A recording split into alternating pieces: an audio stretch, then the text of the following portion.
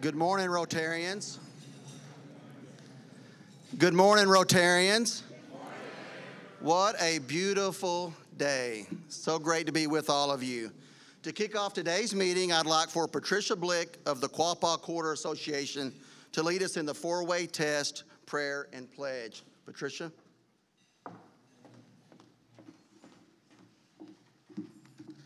Thank you, President Peacock. Please join me in stating the four-way test of the things we think, say, or do. Is it the truth? Is it fair to all concerned? Will it build goodwill and better friendships? Will it be beneficial to all concerned? Please bow with me in prayer.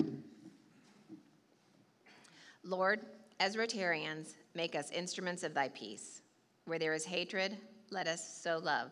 Where there is injury, pardon. Where there is doubt, faith. Where there is despair, hope. Where there is darkness, light. And where there is sadness, joy. Amen. And please join me in the Pledge of Allegiance. I pledge allegiance to the flag of the United States of America and to the republic for which it stands, one nation, under God, indivisible, with liberty and justice for all. Thank you. Thank you, Patricia, and thanks for all the work that QQA is doing to restore the Ernest Greenhouse in the historic Dunbar District. We appreciate all your efforts there. Also, thanks to our greeters. I saw Reek Fleetwood and Aaron Finzer. Appreciate you guys being here. Kelly Bass filling in as our Sergeant at Arms. Next, I'd like for past President Bill Booker to introduce our guests, and Molly McNulty to welcome our newest member to Club 99.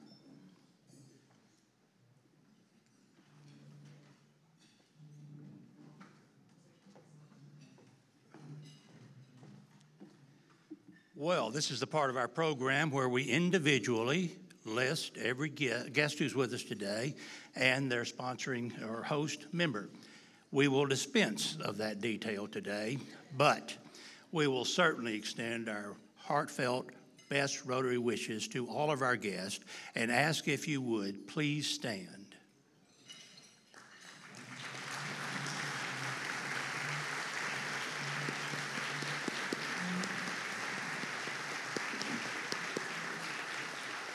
Thank you so much.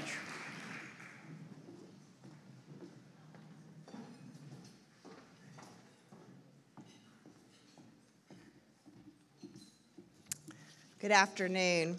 As a proud Little Rock Central High School alum, I am so honored to be here today. Thank you all. It is now my distinct pleasure to introduce our newest member of Club 99, Jacob Garrett. Jacob, a graduate of Arkansas Tech University, works as a principal and senior manager of technical process and quality at AT&T. Jacob has been with AT&T for over 20 years. He is an energetic, resourceful, focused, and forward-thinking leader who thoughtfully advances relationships and initiatives and advocates innovation and technology to drive operational excellence through communication expertise. Jacob is chair of the Arkansas Tech Advisory Board, and in 2022, he was named the Valonia Citizen of the Year. What a wonderful addition you are to Club 99, Jacob. Congratulations, and welcome to the Rotary Club of Little Rock.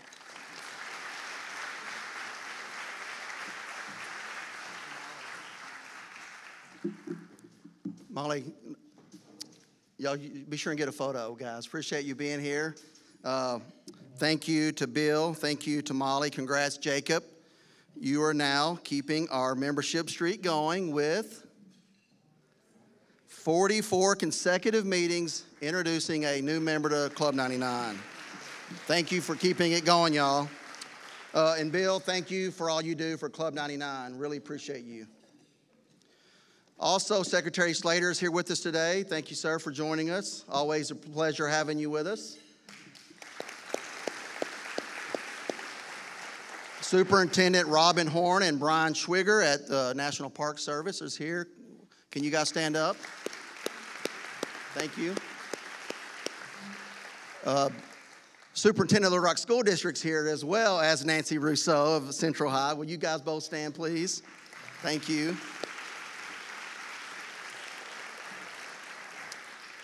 Saturday, several Rotarians gathered at Dunbar Magnet Middle School to build on the work we did a few years ago to prep the first floor lockers for repainting. We were able to prep the second and third floors this weekend, and all 3 floors should be completed by the time students get back to school in August. We've loved our partnership with Dunbar this year. Thanks to Chair Dan Parker, Principal Quentin Kane, Grill Master Don Cole, and everyone who helped out on Saturday. Please stand up if you were there helping us prep to get these lockers ready for these kids. Thank you so much, all of you. It was a lot of fun. Next week, we will welcome Ross Duvall of Heartland Forward to give more insights into its most dynamic Metropolitans report and share some thoughts on what Little Rock can do to move up the list. Don't miss next week. As we transition now to the La Petite Roche Global Service Awards ceremony, I would like to reiterate how extremely grateful we are to Mayor Frank Scott, Bruce Moore, all the city directors that are with us today, and the full City of Little Rock staff for partnering with us on this inaugural award. The Little Rock CVB and Downtown Little Rock Partnership have been invaluable as well. Thank you to the mayor, Bruce, all the directors, Emily, Rachel, Gina, and Gabe. Will you guys all please stand so we can support you? City directors, come on, guys. That's all you, Dean, Cappy. Come on, guys. Let everybody see you. All right. Thank you. Thanks also to Luba Bogan for her creative support and her Making Ripples commemorative sculpture design. Everybody, Luba, can you please wave? Did David Basil make it? We want to say thanks to David for helping us with the sculpture, Mr. Trophy Man. He really helped us out in helping us get into the right direction on that.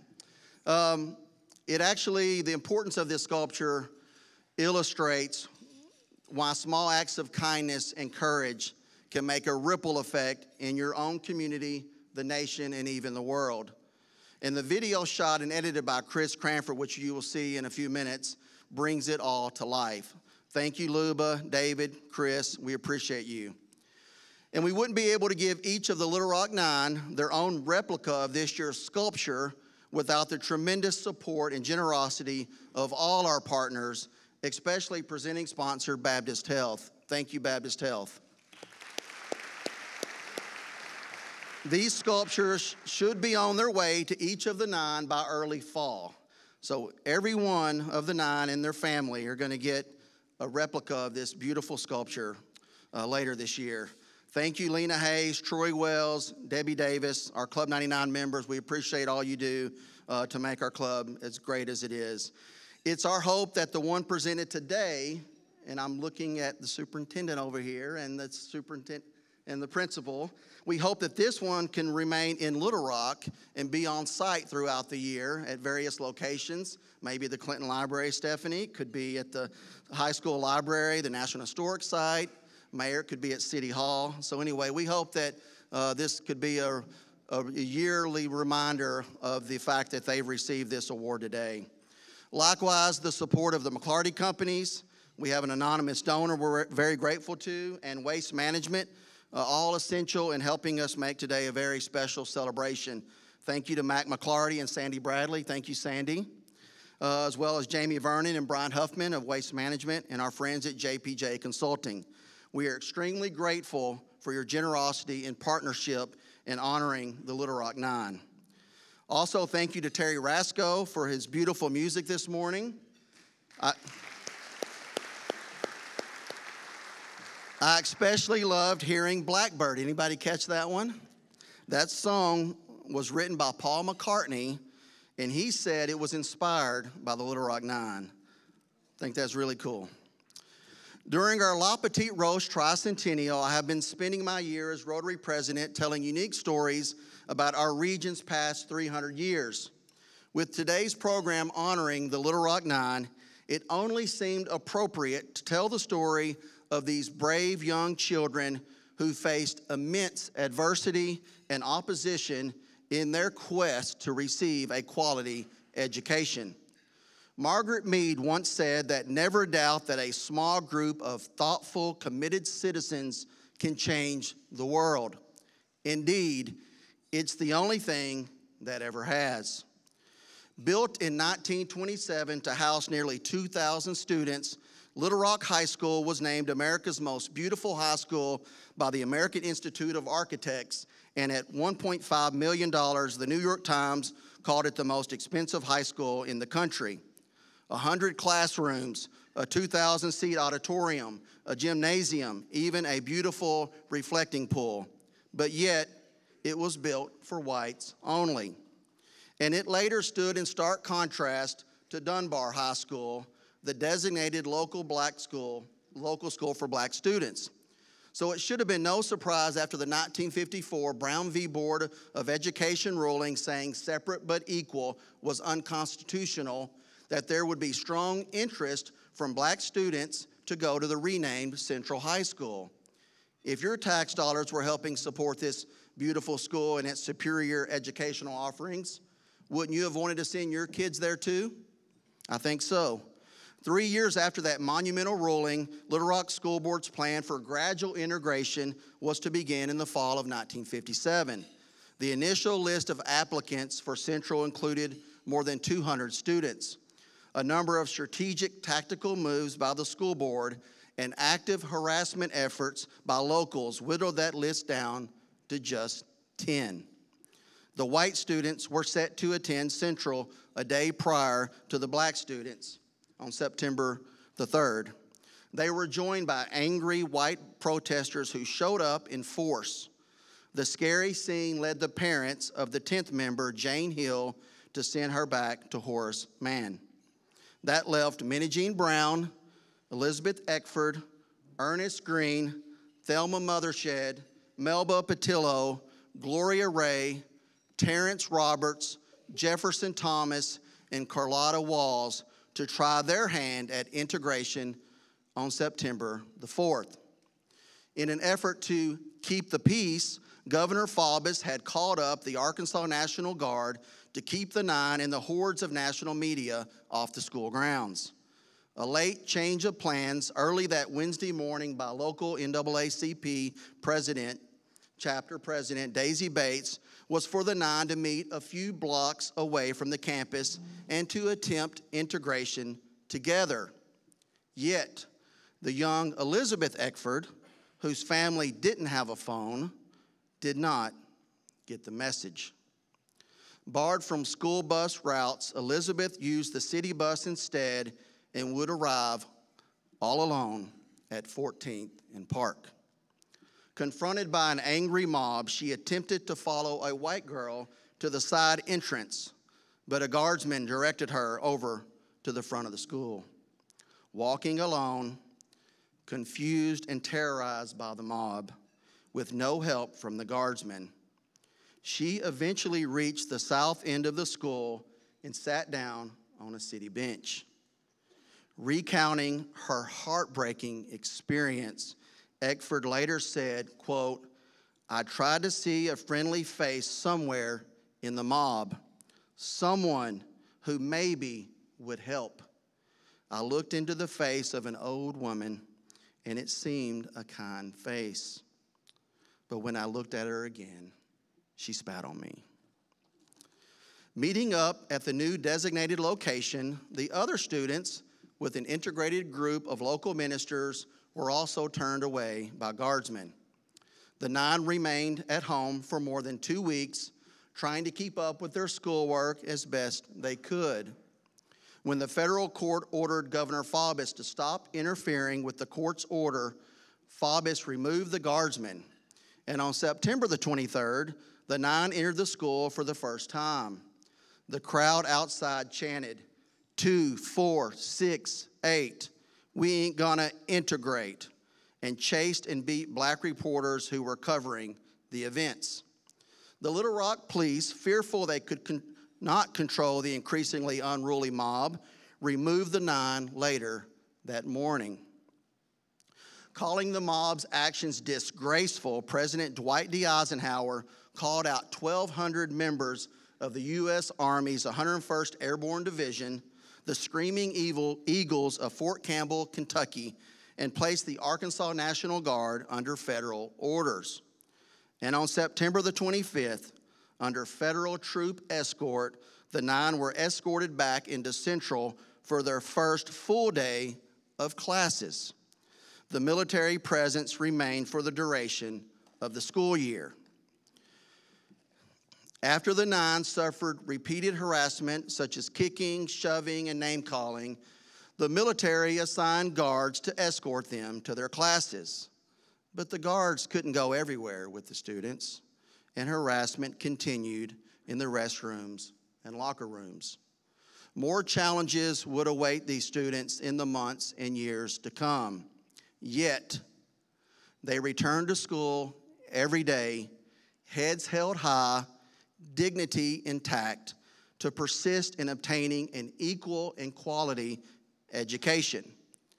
Their persistence, bravery, and courage compelled a watching nation to take action.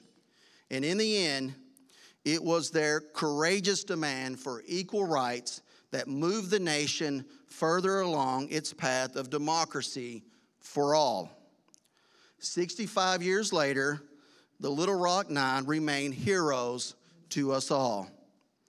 The young 9 made an impact that will stand the test of time.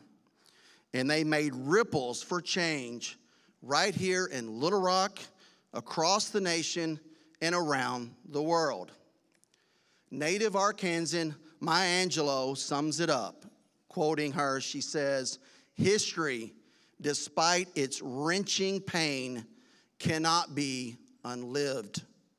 But if faced with courage, need not be lived again." And that's our Illuminating the Rock story for this week.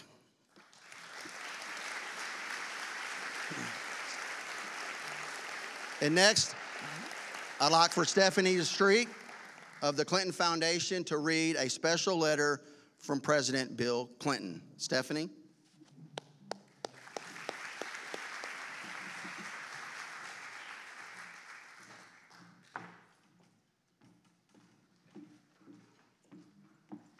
Good afternoon, everyone. Warm greetings to members of the Rotary Club of Little Rock and representatives of the City of Little Rock. To the Little Rock 9, congratulations on receiving the inaugural La Petite Roche Global Service Award. I wish I could be with you today as you accept this well-deserved honor, which recognizes acts of selfless service and moments of incredible bravery that have shaped the course of history in Arkansas, the nation, and the world. On that day in 1957, when you walked through the doors of Central High School amid vicious harassment, you created ripples that became waves of change, not just in the United States, but around the world. And your commitment to advancing civil rights, equality, and a more just future for all has been unwavering over the last 65 years. I remain grateful for and inspired by your extraordinary courage and determination.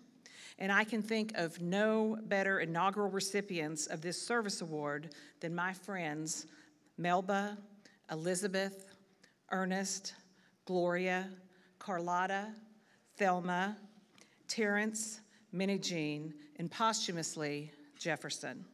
Congratulations again, and best wishes to you for a wonderful celebration. Bill Clinton.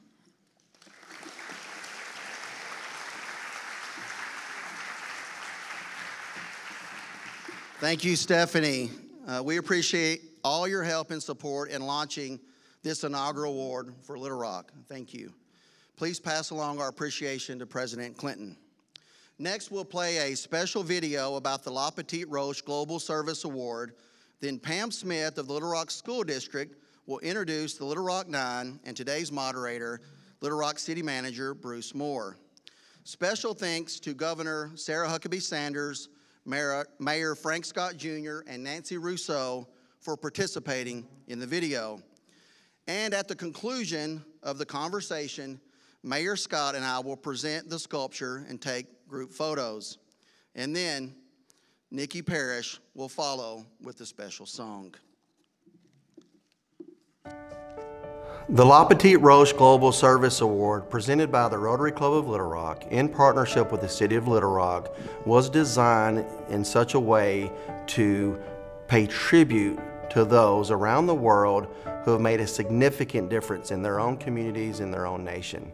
We wanted to hearken back to the La Petite Roche and our namesake founding in how a ripple occurs when a little rock is dropped into a puddle of water. In the same way, acts of courage and bravery can cause a ripple effect in those around them and make a significant impact on a watching world. It's our hope that this will be a biennial award where we can really celebrate in the successes of others making ripples in their own community. There could be no better recipient for the inaugural La Petite Roche Global Service Award than the Little Rock Nine. The birth of the modern civil rights movement started right here in Little Rock 65 years ago through the courage and bravery of 9 black children who persisted and persevered in receiving a quality and equitable education. The actions of the Little Rock Nine created a ripple effect that forced a nation to confront our own racial inequities. To the members of Little Rock Nine, as you receive the inaugural La Petite Roche Global Service Award, I want you to know how much I appreciate you and congratulate each one of you. As we all know the history of the city of Little Rock, you can't mention Little Rock without the Little Rock Nine. I stand here today as the first elected black mayor because of each of you and what you decided to do, as is often said, as ordinary teenagers who chose to go up those steps. I thank you for changing not only the city of Little Rock, the state of Arkansas, but these United States of America. Thank you and congratulations. 65 years later, and we are still thanking the Little Rock Nine for the service that they gave to our city and, of course, our state and to our country and really to the world in how they changed the history of civil rights. Every single student who ever enters Central High School knows the story about the Little Rock Nine. We must never forget the courage and the perseverance that the Little Rock Nine showed in 1957. Congratulations to the Little Rock Nine for receiving the Rotary Club of Little Rock's inaugural La Petite Roche Global Service Award. I can't think of a group of Arkansans more deserving of this high honor. I will never forget my time as a student at Little Rock Central High when my dad, Governor Mike Huckabee, and President Bill Clinton held the doors open to you, doors that 40 years earlier had been closed simply because of the color of your skin. I'm so proud that the Arkansas children that were once barred from the schoolhouse are now heroes memorialized in bronze at our State House. You are a living testament to the progress our state and our country have made, and you continue to inspire us to fight for quality education for all students, no matter their background. Thank you for your continued service to our state, and congratulations on this high honor. Each honoree of the La Petite Roche Global Service Award will receive a commissioned bronze sculpture, and on each of those sculptures will be the words, "Making ripples," like a single pebble that can cause a wave of change. Acts of kindness and courage have the power to create an impact that ripples through a community, nation, and even the world. On behalf of the Rotary Club of Little Rock, it is my honor to celebrate the legacy of the Little Rock Nine.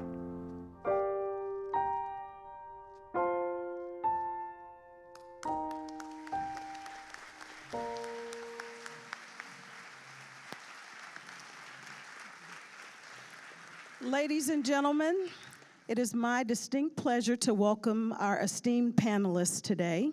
Would you please help us welcome our very special guests as they return home, members of the Little Rock Nine. Melba Patillo Beals, Dr. Beals.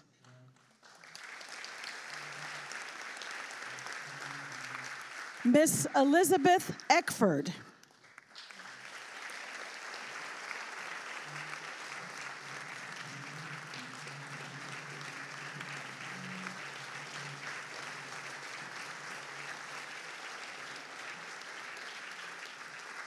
Mr. Ernest Green.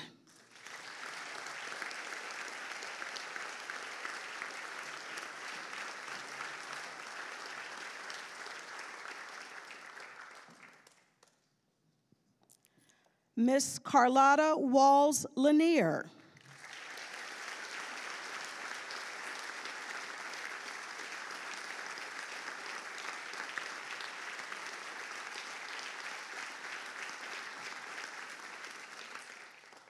Miss Gloria Ray Karlmark.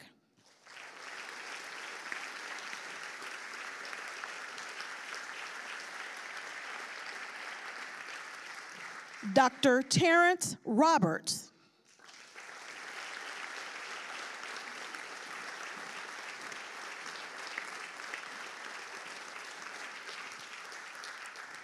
Ms. Minnie Jean Brown Trickey.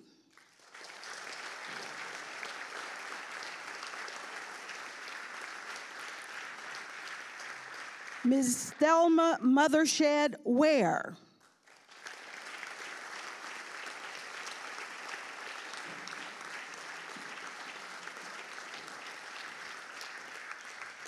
And in remembrance, Mr. Jefferson Thomas.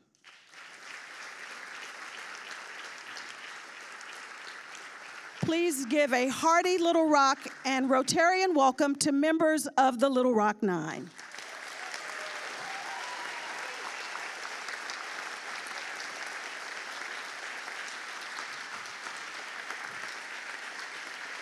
Also, please welcome Little Rock City Manager, Mr. Bruce Moore, who will be moderating our conversation today.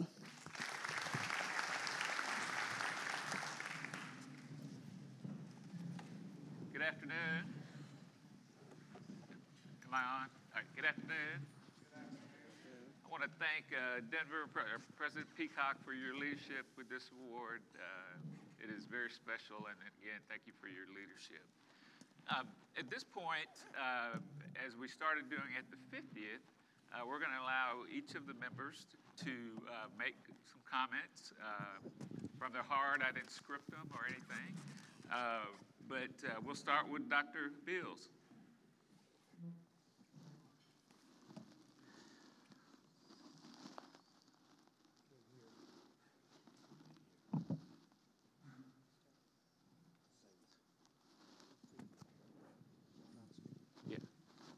Dr. Beals, can you hear us?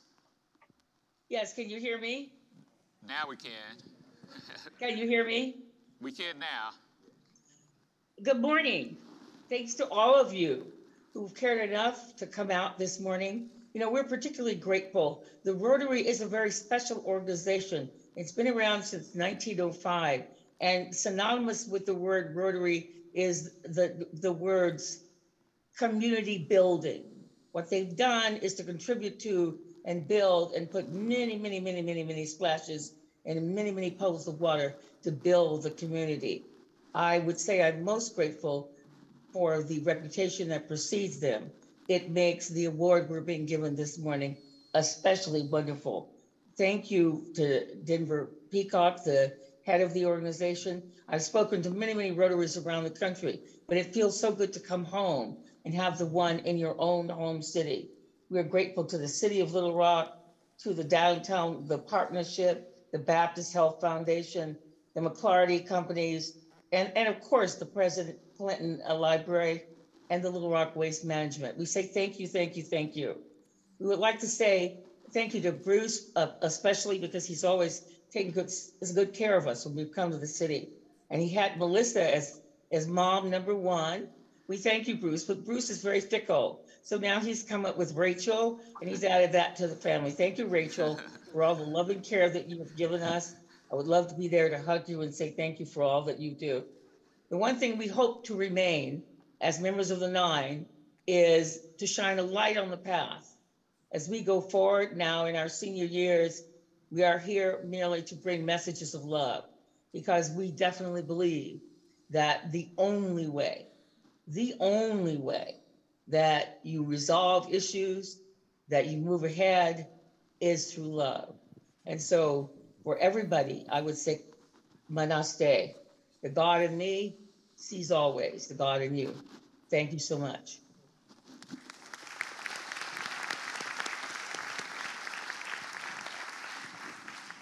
Ms. Eckford?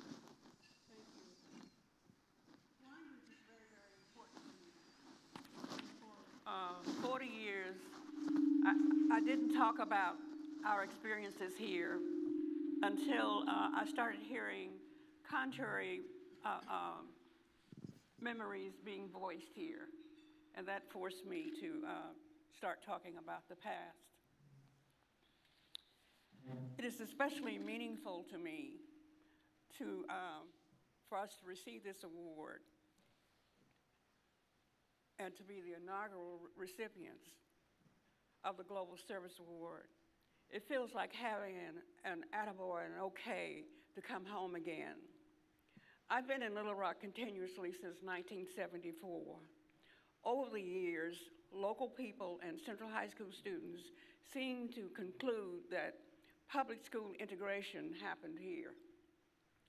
That triumphal narrative of progress forever prevented a forthright engagement with the country's history and obscured persistent racial inequity in American society. That has changed over the past 5 years. Local people know even as much as people who come here from all over the world now. Locals have denied any responsibility for events occurring in their midst and project racism and violence onto people from another place, social class, or political standpoint. Change begins with recognizing and embracing historical truth in general as a necessary antidote to hypocrisy of patriotic nationalism. Evidence-based history is a remedy for myth-making. Cynically, is history a great dust heap or fraud agreed upon? My mantra is that true racial reconciliation can happen only when we acknowledge our painful but shared past. America is a work in progress. The march toward equality swings both right and left. It is not linear. Today, there are attacks on diversity training, anti-racism discussions, and efforts to teach the past and consequences of our history. These are feared as seditious speech that preclude uprisings against the status quo. There are efforts to ban the teaching of racism as not just the product of prejudice, but that racism is embedded in American society and its legal systems in order to uphold the status quo. Some frame moderation as a minimal compliance as progress. But I want to emphasize the importance of not just acknowledging our past. Our local paper has used certain phrases over the years. The changes that have occurred because of mandates from appellate courts. Maybe some hearts and minds have changed over the years. Maybe not. But what is permissible has changed.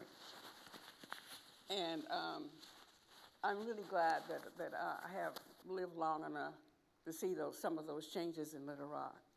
The invocation of Rotary 99 speaks to the challenges that you face in community building. Thank you so much for this award. It's especially meaningful to us coming from home. Thank you again.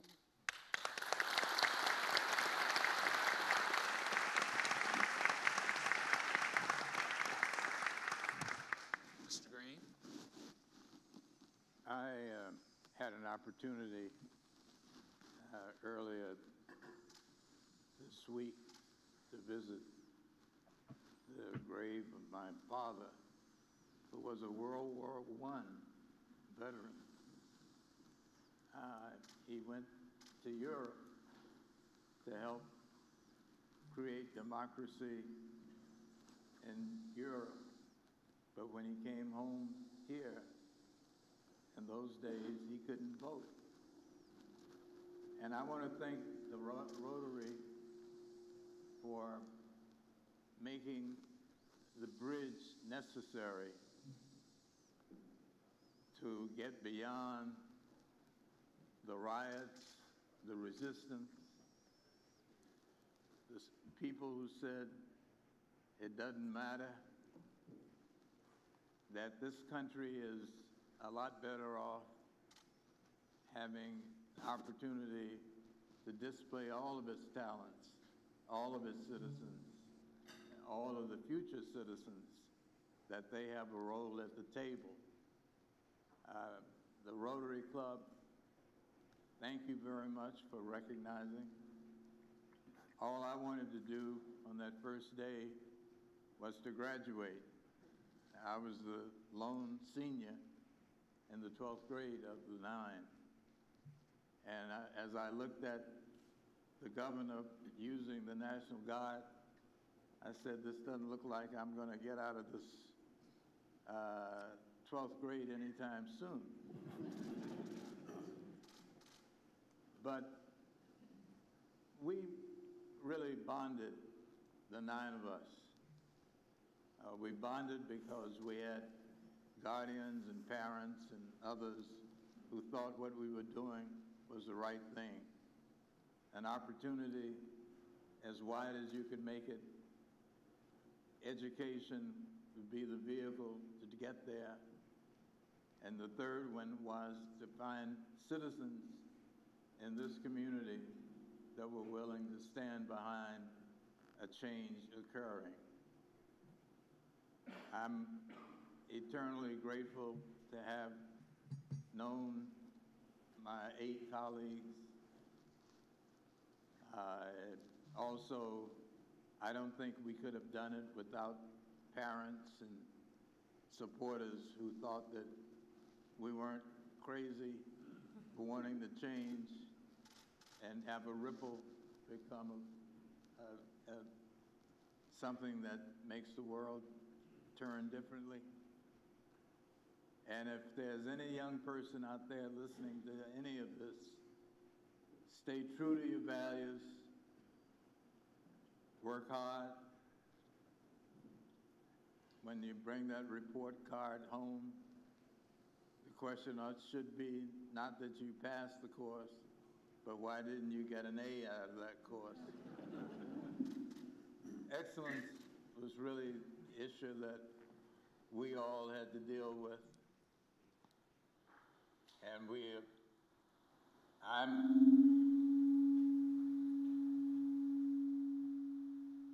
are proud for having played a role. Hopefully, it impacted not only beyond Little Rock, but as they said earlier, it may have affected the world. And that's what I believe is within all of us. You're going to have your Little Rock Central High School moment. The question is, will you recognize it, and are you able to actuate it? Thank you very much for this award.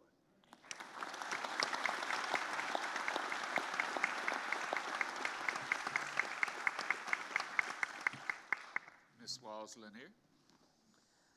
Thank you very much for this inaugural honor. It's reminiscent to me of the 40th anniversary, when this community, business and educational community and residential community came together as a committee to celebrate or commemorate what we had done 40 years prior. And that was the first of honors here in Little Rock. And I was very appreciative of that this city was really trying to understand, bring people together on both sides, to honor a group of 9 kids who were now adults for the efforts that we took at that point in time in our lives to get access to the best education available. That is what we were trying to do. That's why we were there. We had every right to be there, as you noticed on the video that you had earlier.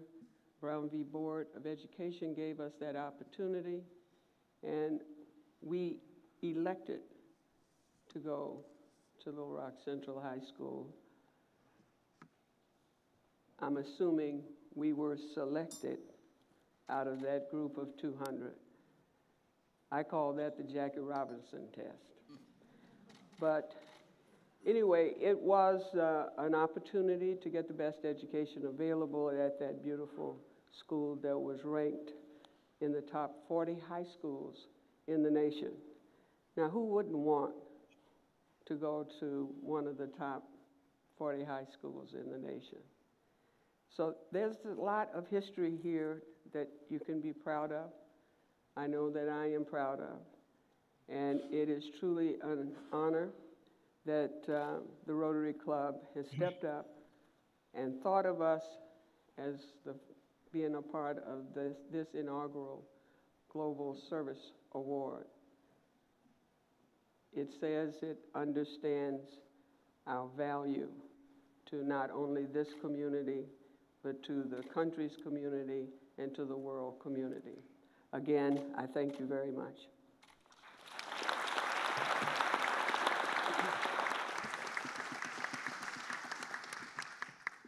Ms. Carmark?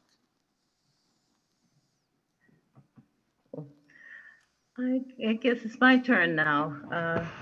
If I can get the thing right. For many years, I've carried a sadness with me about my community, Little Rock. I know what pain it caused my family. We had to leave the state. My mother lost her job, not because of anything she did, but because of what I did. But we were not alone, because when the schools were closed in Little Rock, lots of people in the community had to leave town in order for their kids to get an education. So I've always, for many years, had a certain sadness in my heart, because I know there are people from Little Rock all over the world now, and many of them left just because at one point during their childhood, there was no school in their hometown that was open. In 2005, I made the trip back to Little Rock for the unveiling of the statue group called Testament. And I was surprised by the name of it. And when we were invited to unveil the statues. And having done that, and having seen the artists' representations of each of the members of our group, and recalling the suffering of our parents as we made our little trip in and out of that school every day for a whole year, I thought, this is really beyond believable that the community will acknowledge what actually happened that year, or those years. There were 2 years, because I do include the year the schools were closed.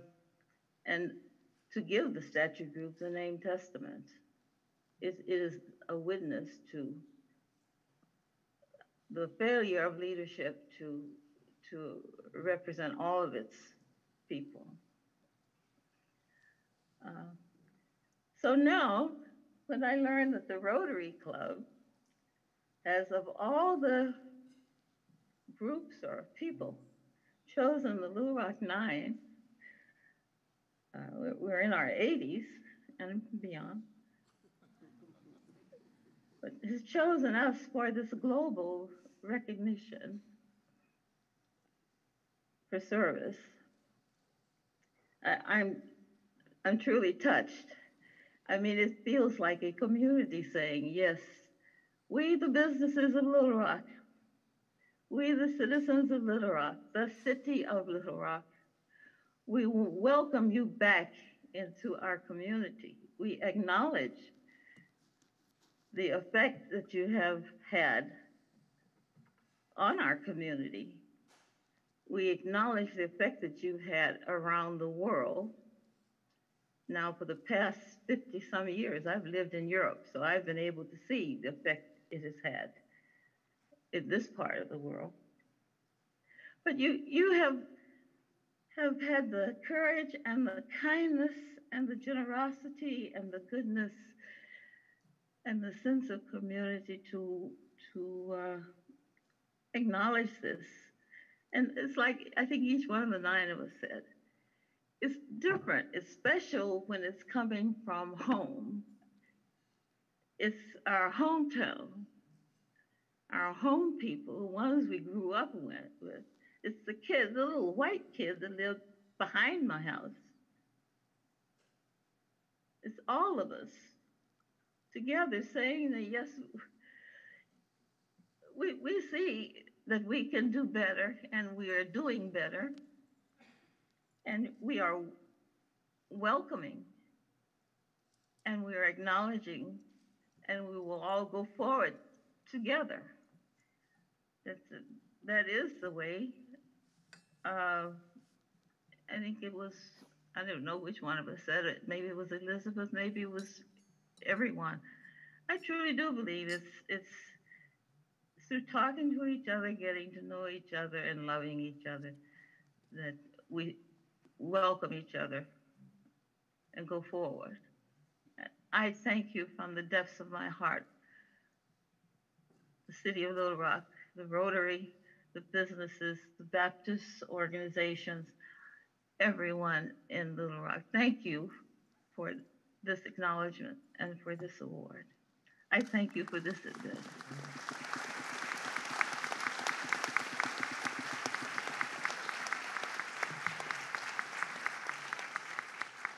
Dr. Roberts. Thank you. I'd like to add my voice too in terms of giving thanks to the Rotary Club and all those who have been responsible for bestowing this award upon us. Years and years ago, as a very young person in this town, I was very confused because what I was learning in school did not really feel like what I was living outside school. Inside school, we were encouraged to think, to evaluate, to really sift through all the evidence to come to truth. But outside, we live by what I have come to call a national narrative that was flawed, but it seemed to be embraced by everyone. In fact, I began to question people. I would buttonhole anybody I could get my hands on. What's happening? Why is it this way? And a lot of people responded with fear. And they said, boy, don't bring that stuff up. You want to get us all killed? And no, I didn't want anybody killed, especially myself. And so I backed off, but I didn't stop looking. I delved into the archival material to discover what on earth had been going on. And I tell you, it was very shocking. I think today, a lot of people who want to shut down some parts of what kids learn had that same feeling. They're shocked, but they don't know what to do about it. I was shocked, but I knew what to do about it. Get busy changing it. So I looked for opportunities. And then in 1954, such an opportunity came. In 1954, the Supreme Court, out of nowhere, decided all of a sudden that the Constitution had lied for hundreds of years. Now, that's a question I've never resolved. Maybe some of you who are constitutional scholars can help me on that. How is it that one Constitution for hundreds of years can say one thing, then all of a sudden say something else? It was okay. I was pleased that it did. But still, the messages were mixed. A minister in this city approached me when I started as a student at Central. He said, you have no business up there. Oh, I was shocked. But then he followed it up with a smile. But as long as you're there, you might as well stay. Now, I don't know what his thinking was. Perhaps he was just trying to cover all of his bases with the God he served, to make sure he had a reserved spot. I don't know. But what I have come to learn is this, that none of the problems we face today can be resolved if we use the same thinking we used when we created the problems in the first place. We have to have a real change of method, change of approach. We have to ask different questions. We have to be willing to question ourselves. You see, for all of us, the basic tool we have to do anything is self. And if you don't know who you are or what the self is, it's hard to be able to use that in any effective way. But once you go to the mirror and look at that person and say, I need to really know who you are, and then figure out what you're going to do to resolve some of the issues we continue to face. We were truly up against it when you think about it. In fact, when I first received the notice about the invitation, I wasn't leaping with joy to come to Little Rock because I come often, and I often come and some people say you're too abrasive. And I don't intend to be abrasive today, but I do want to use what I consider my basic method of dealing with people, and that is to care enough to confront. I would like for you to feel comfortable with confrontation. By the way, confrontation is not about combat. It's about an opportunity to learn. And so what do we have to do? We have to recognize that we are in deep trouble. You know, empires come and go. We often hear that America is the strongest nation on earth, and perhaps it is. I don't know. There's competition out there. But when you look historically at empires, they don't last forever. You know, that was Babylon. It was Romans. There were all kinds of empires, but they disappear. Partly because they do not use confronting self to any great degree. But I think going forward, and we can use this moment, the bestowing of this honor upon this group of people, as a springboard for all of us to say, I am not content to stay silently on the sidelines while things happen around me. No, from now on, I'm going to be an activist. I'm going to confront myself. I'm going to confront others. And I thank you for joining me in that. And I will leave here knowing that I have your support. Not like that minister who told me I had no business there. Yeah, I don't know what he's doing now. But in any case, go forth, do well, and be honored. Thank you.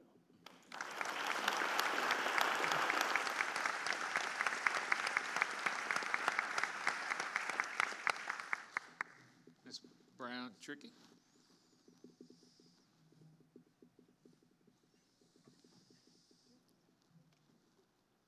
We can't hear you.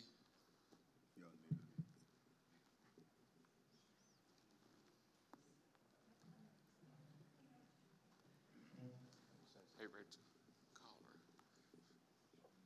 Hey, Mindy, we can't hear you.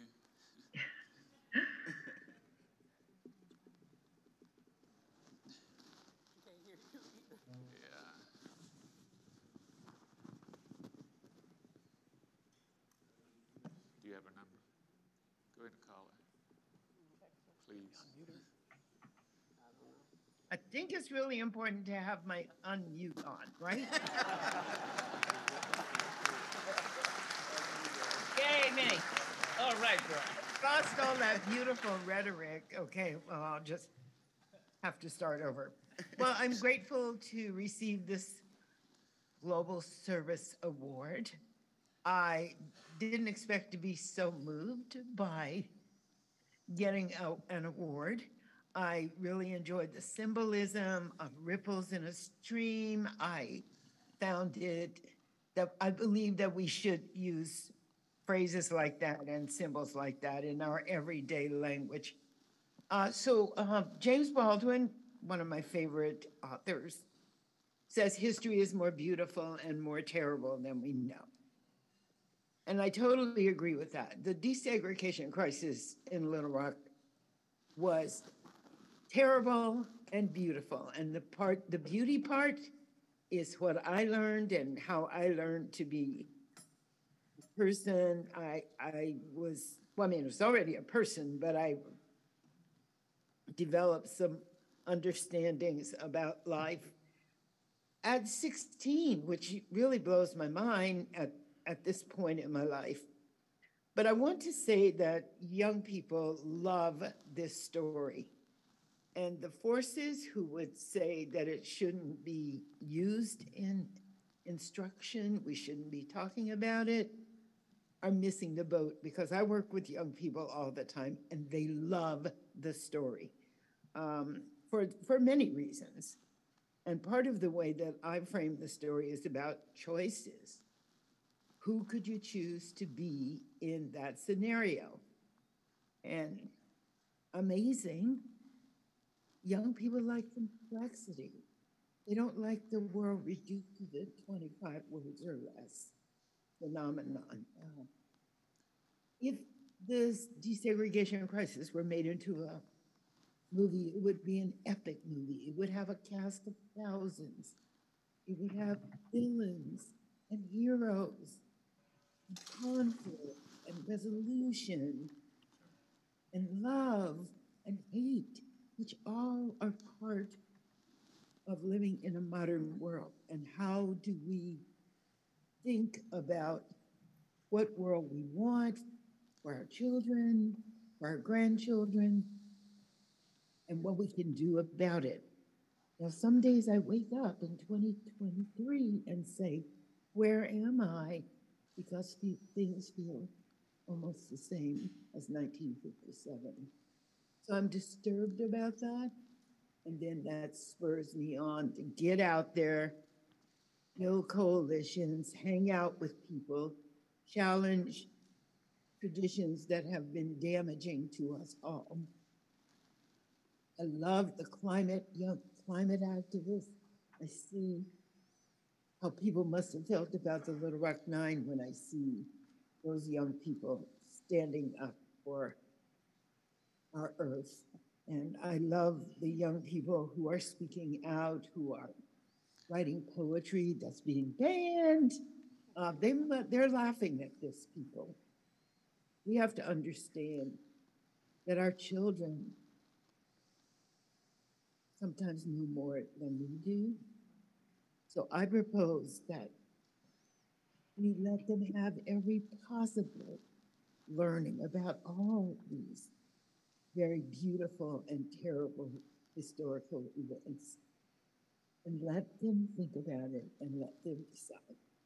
So one of the expressions I like and use when I'm thinking is Spanish poet Eduardo Machado. The poem is, "Wayfarer, there is no road. Your footsteps are the road and nothing else. We make the road by walking. By walking, we make the road." And thank you very much. Yeah. Hey. Secretary Rodney Slater will read a statement made by Ms. Mothershed Ware. Secretary. Thank you. On behalf of Ms. Thelma Mothershed Ware, thank you to the Little Rock Rotary Club and to the City of Little Rock for honoring the Little Rock Nine with the inaugural La Petite Roche Global Service Award. Thank you for recognizing the significant global impact that the Little Rock Nine has made and continues to make every day. Thank you to my family. Most importantly, thank you to God. And to God be the glory. And glory to all of you as well.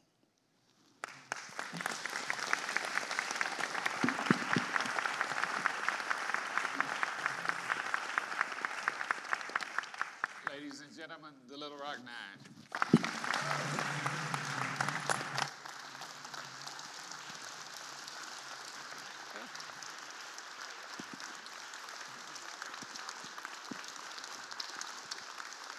Yeah, it's 1250.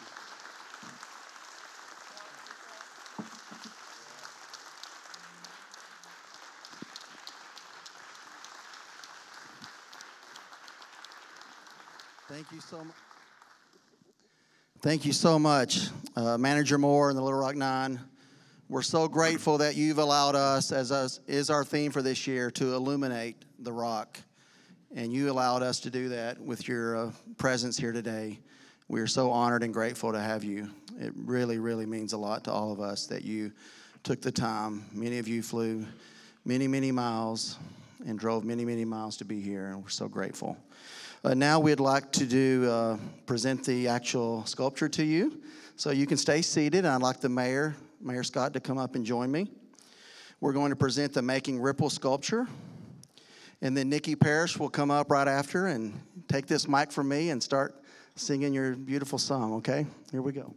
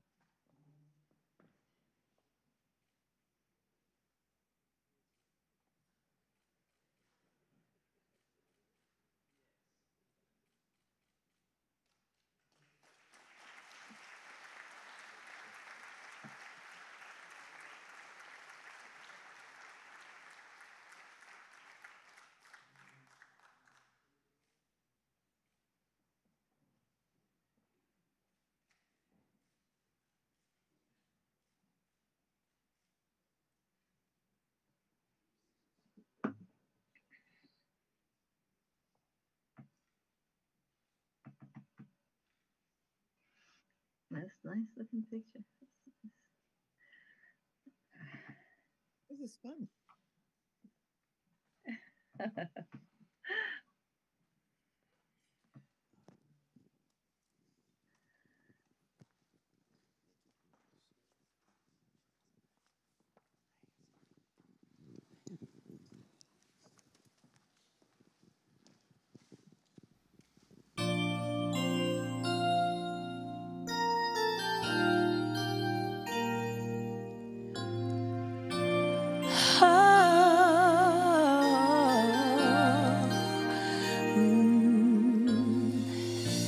It must have been cold there in my shadow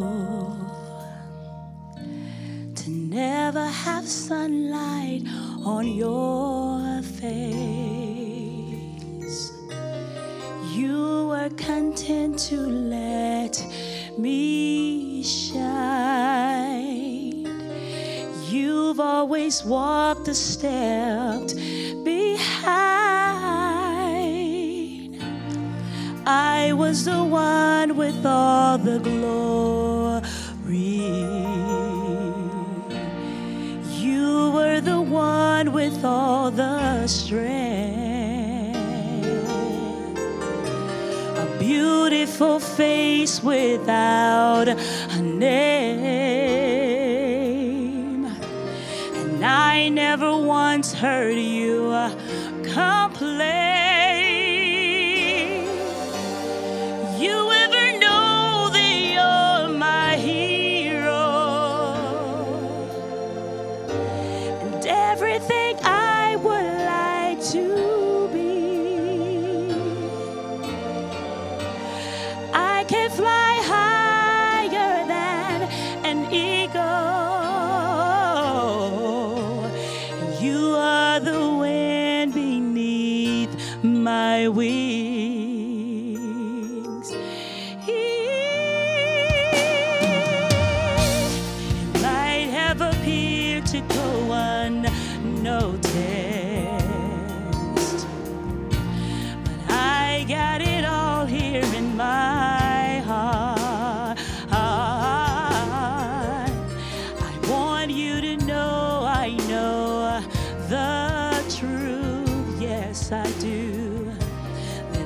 would be nothing without you. Do you ever know that you're my hero? You're everything I wish I could be. I can fly higher than an eagle. You are the wind beneath my wings. You ever know that you're my hero? You're everything I wish I could be. I can fly higher than an eagle. You are the wind beneath my wings. You are the wind beneath my wings. You're the wind beneath my wings. You're the wind beneath my wings. Fly, fly, fly away. You let me fly so high. Oh, you're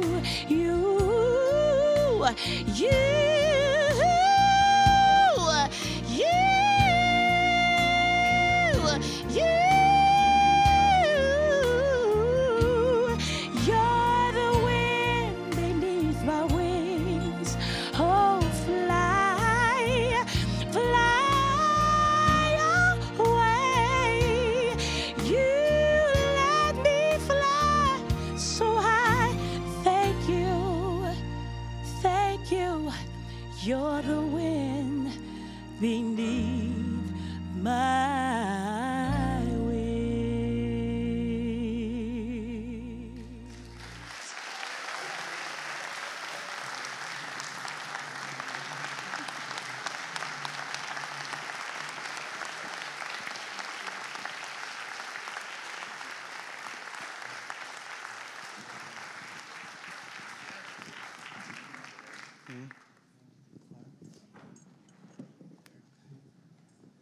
Thank you, everyone.